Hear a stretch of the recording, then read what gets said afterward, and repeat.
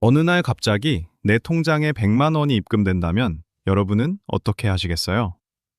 아마 대부분은 누군가 실수했나 보다 생각하고 연락 오면 바로 돌려주시려고 하실 겁니다. 좋은 마음으로요. 하지만 절대로 하지 말아야 할 것들이 있습니다. 직접 연락이 온 번호나 계좌로 돈을 돌려주시면 안 됩니다. 그 친절한 행동이 나도 모르는 사이에 나를 범죄자로 만들 수 있기 때문입니다. 도대체 이런 일들이 어떤 과정으로 벌어지는지, 그리고 이런 상황들이 생겼을 때 어떻게 대처해야 하는지 지금부터 설명드리겠습니다. 이미 언론에서도 보도된 내용들을 참고로 사례 하나를 말씀드려 보겠습니다. 53세 자영업자 이 사장은 서울 마포구에서 20년째 고깃집을 운영하고 있었습니다. 점심 장사와 저녁 장사를 모두 하는 규모 있는 가게였고 직원도 3명이나 있었습니다. 사업 특성상 거래처마다 계좌번호를 알려줘야 했고 홈페이지와 명함에도 입금 계좌가 공개되어 있었습니다. 식재료 납품업체, 음료 거래처, 포스 단말기 회사까지 계좌를 아는 곳만 10군데가 넘었습니다. 어느 목요일 저녁이었습니다. 저녁 장사를 마치고 마감 정리를 하던 중에 핸드폰에 입금 알림이 울렸습니다. 100만 원. 발신자는 처음 보는 이름이었습니다. 이 사장은 새 거래처에서 선입금을 보낸 건가 싶었지만 늦은 시간이라 일단 내일 확인하자 싶어 핸드폰을 내려놓았습니다. 다음 날 아침 가게 문을 열기 전 핸드폰을 확인했더니 5원 입금 알림이 와 있었습니다. 보내는 사람 이름란에는 알파벳과 숫자가 뒤섞인 이상한 문자열이 적혀 있었습니다. 고개를 갸웃했지만 개점 준비가 바빠서 그냥 넘어갔습니다. 출근해서 바쁜 오전을 보내던 중 또 5원이 들어왔습니다. 이번엔 이름란에 이렇게 적혀 있었습니다. 금요일 신고 예정. 손에 들고 있던 핸드폰이 갑자기 무겁게 느껴졌습니다. 신고? 뭘 신고한다는 거지? 내가 뭘 잘못했지? 20년간 성실하게 장사해온 사람으로서 신고라는 단어가 주는 무게감은 남달랐습니다. 그냥 무시할까 싶었지만 금요일이 바로 내일인데 괜히 모른 척했다가 더 큰 문제가 생기는 건 아닐까 싶어 이름란에 적힌 연락처로 전화를 걸었습니다. 신호가 2번 울리고 상대방이 받았습니다. 혹시 저희 계좌로 돈을 보내셨나요? 아, 네. 정말 죄송합니다. 제가 착오로 잘못 보낸 것 같아요. 너무 급하게 보내다가 계좌번호를 잘못 눌렀나 봐요. 돌려주실 수 있을까요? 전화 너머 목소리는 차분하고 정중했습니다. 딱히 이상한 느낌도 없었습니다. 이 사장은 의심 없이 상대방이 알려준 계좌로 즉시 이체했습니다. 남의 돈은 빨리 돌려줘야 한다는 생각이었습니다. 핸드폰 화면에 뜨는 이체 완료, 그 2글자를 보는 순간 가슴이 한결 가벼워졌습니다. 잘 해결됐다 싶었습니다. 그런데 그로부터 딱 2시간 뒤였습니다. 고객님의 계좌가 전기통신금융사기 의심 계좌로 신고되어 지급 정지되었습니다 라는 문자가 왔습니다. 처음엔 스미싱인 줄 알고 직접 은행 앱을 켰습니다. 사용 가능 금액 0원.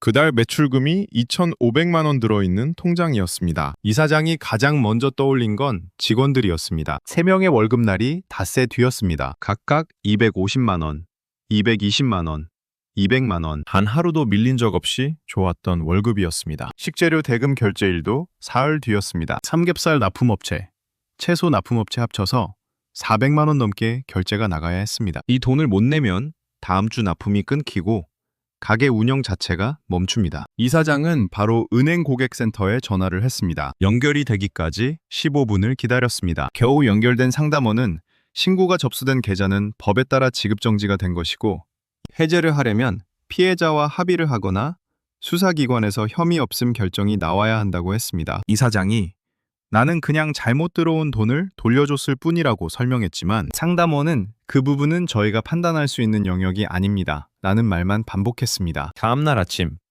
혹시나 싶어 집 근처 다른 은행 현금 자동 인출기로 갔습니다. 카드를 넣고 출금을 시도하자 화면에 거래 제한이라는 메시지가 떴습니다. 주거래 통장만이 아니었습니다. 비상금 계좌, 사업자 계좌, 체크카드까지 전부 거래가 되지 않았습니다. 인터넷 뱅킹도 모바일 뱅킹도 불가능했습니다. 결국 신분증을 들고 은행 창구에 직접 찾아가 대면 거래로만 소액을 인출할 수 있었습니다. 그리고 3주 뒤 경찰서에서 출석 요구서가 날아왔습니다. 죄명은 전자금융거래법 위반, 사기 방조, 20년간 세금 한 푼 안 빼고 성실하게 납부하고 직원 월급 한 번 안 밀리고 좋은 사람이 사기 방조라는 죄명으로 경찰서에 출석해야 하는 상황이 된 겁니다. 경찰 조사를 받은 뒤에야 이 사장은 전체 그림을 알게 됐습니다. 자신의 계좌로 돈을 보낸 사람은 보이스피싱 피해자였고 그 사람은 조직에게 속아서 이 사장 계좌로 돈을 보낸 거였습니다. 이 사장이 돈을 받자마자 조직원이 연락해서 잘못 보냈다며 돌려달라고 한 거였고, 이사장이 선의로 돌려준 돈은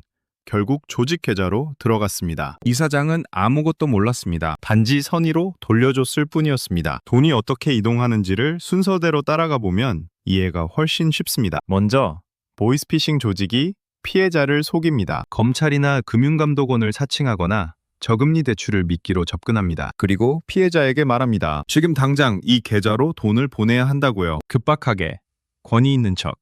피해자가 의심할 틈을 주지 않습니다. 그런데 여기서 중요한 포인트가 있습니다. 조직은 자기네 계좌로 직접 받지 않습니다. 왜냐하면 자기 계좌로 받는 순간 바로 추적이 되기 때문입니다. 그래서 아무런 관련이 없는 제3자의 계좌로 보내게 합니다. 바로 이사장 같은 분들의 계좌입니다. 이게 이 사기의 핵심 설계입니다. 그 직후 조직원이 제3자에게 연락합니다. 잘못 보냈으니 돌려달라고요. 제3자가 선의로 돌려주면 그 돈은 조직의 계좌로 들어갑니다. 정리하면 이렇습니다. 피해자 돈이 제3자 계좌를 거쳐서 범죄 조직 계좌로 흘러가는 구조입니다. 조직 입장에서는 완벽한 구조입니다. 자기네 계좌는 한 번도 피해자와 직접 연결되지 않으니까요. 돈을 추적하면 제3자 계좌에서 끊깁니다. 그리고 그 다음에 이런 일이 벌어집니다. 피해자가 뒤늦게 속은 걸 깨닫고 신고를 합니다. 경찰과 은행은 피해금이 흘러간 계좌를 즉시 지급 정지합니다. 그 계좌가 바로 제3자, 즉 이사장의 계좌입니다. 조직 계좌는 이미 텅텅 비어 있거나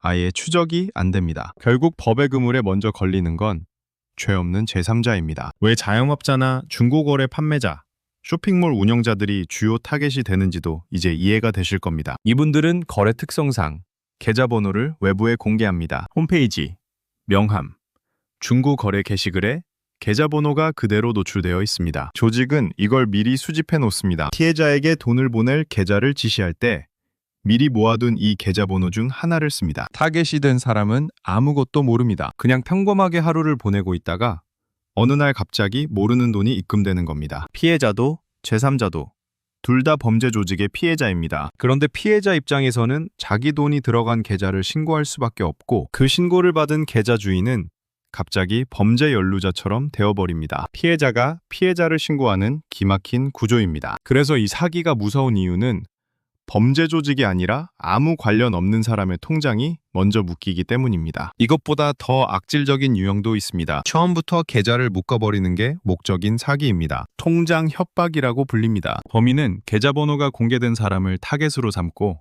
10만 원이나 15만 원 같은 소액을 입금합니다. 이때 보내는 사람 이름란에 텔레그램 아이디를 적어놓습니다. 그리고 은행에 허위 신고를 합니다. 보이스피싱을 당했다. 속아서 그 계좌로 돈을 보냈다고요? 그러면 은행은 법에 따라 그 계좌를 즉시 지급 정지합니다. 진짜인지 가짜인지 확인 없이 말입니다. 계좌 주인이 불안해서 이름란에 적힌 아이디로 연락을 하면 그때부터 협박이 시작됩니다. 돈을 주면 신고를 취하해주겠다. 100만 원을 보내면 계좌를 풀어주겠다고 하는 겁니다. 이걸 믿고 돈을 보내는 순간 또 다른 피해가 됩니다. 그렇다면 모르는 돈이 들어왔을 때 절대 하면 안 되는 것 3가지를 먼저 말씀드리겠습니다. 하나, 입금된 돈을 건드리지 마십시오. 출금도, 이체도, 생활비로 혼용도 전부 안 됩니다. 그 돈을 사용하면 피해금을 임의로 쓴 것이 될 수 있고 이후 법적으로 불리해질 수 있습니다. 둘, 입금 내역에 적힌 연락처로 먼저 연락하지 마십시오. 그 번호가 실제 입금자가 아니라 범죄 조직의 번호일 수 있기 때문입니다. 연락하는 순간 개인정보가 노출되고 이후 더 정교한 사기의 타겟이 될 가능성이 있습니다. 셋. 상대방이 알려준 계좌로 직접 돌려주지 마십시오. 직접 돌려주는 순간 그 돈의 흐름에 내가 끼어들게 됩니다. 무리선이었어도 그 계좌가 조직 계좌라면 사기 방조가 성립될 수 있습니다. 그렇다면 반드시 해야 하는 것은 이겁니다. 1단계. 모르는 돈이 들어온 통장 사용을 즉시 멈추십시오. 다른 용도로 쓰던 통장이어도 일단 모르는 돈이 들어온 순간 그 통장은 봉쇄하십시오. 2단계. 해당 은행 고객센터에 전화해서 이렇게 말씀하십시오. 차고, 송금이 들어온 것 같다. 차고 송금 반환 중개 요청을 해달라. 이 문구가 핵심입니다. 그러면 은행이 직접 입금자와 연락을 취해서 정상 절차로 돈을 돌려줍니다. 여러분이 직접 돌려주는 게 아니라 은행이 중간에서 처리하는 겁니다. 3단계.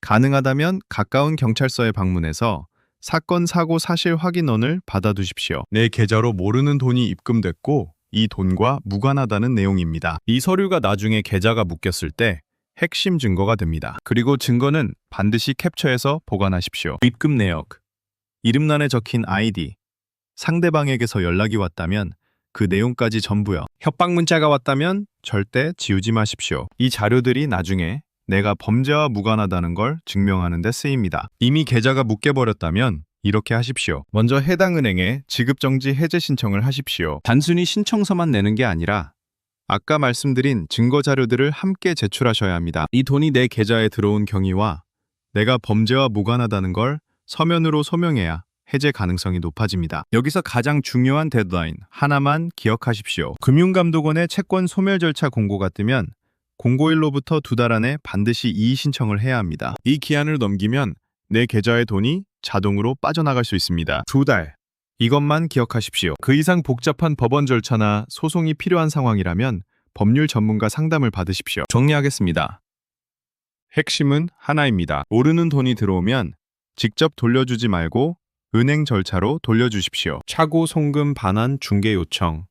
이 말 하나만 기억하셔도 됩니다. 이 사기는 나쁜 사람이 당하는 게 아닙니다. 남의 돈은 돌려줘야 한다는 착한 마음을 가진 사람이 당하도록 설계된 겁니다. 그래서 더 억울하고 화가 납니다. 주변에 자영업 하시는 분, 중고거래 자주 하시는 분, 부모님이나 가족 중에 계좌번호를 공개하고 계신 분이 있다면 오늘 이 내용을 꼭 알려주십시오. 모르면 당하고 알면 지킬 수 있습니다. 오늘도 시청해주셔서 감사합니다. 영상이 도움이 되었다면 구독과 좋아요 눌러주세요.